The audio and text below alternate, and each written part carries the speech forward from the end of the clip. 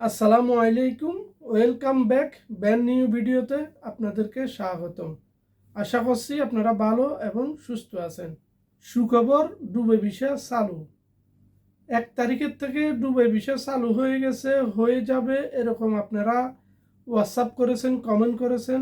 ভাইয়া সোশ্যাল মিডিয়াতে আমরা দেখতেছি দুবাই ভিসা চালু হয়ে যাবে। এখন আপনি কিছু বলেন কি আসলে কতটুক সত্য কতটুক মিথ্যে, তো আজকে ক্লিয়ার করব আসলে কি দুবাই ভিসা 1 তারিখ থেকে চালু হয়ে যাবে। এই বিষয়গুলো নিয়ে আপনি যদি চ্যানেলে নতুন হয়ে থাকেন, চ্যানেল সাবস্ক্রাইব করে পাশে থাকুন সবসময় সংযুক্ত আরব আমিরাত নিউজ পাওয়ার জন্য, এবং ভিডিওটা বন্ধুদেরকে শেয়ার করে দিন, দেখার সুযোগ করে দিন। 1 তারিখ থেকে দুবাই ভিসা চালু এরকম কোনো নিউজ সংযুক্ত আরব আমিরাত গভর্নমেন্ট থেকে আসে নাই, কোনো পেপার পত্রিকা এবং টেলিভিশন কোনো জায়গায় আসে নাই।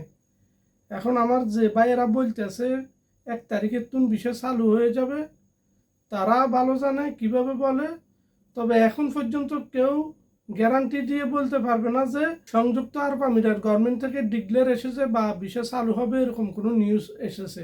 বিশেষ করে 2024 সাল থেকে সংযুক্ত আরব আমিরাত কানুন প্রতিনিয়ত শেষ হয়, কোনো সময় ভিসা চালু হয়ে যায়, কোনো সময় বন্ধ হয়ে যায়, অনেক সময় সার্ভারগত সমস্যা করে, একবার এক রকমের সমস্যা করে।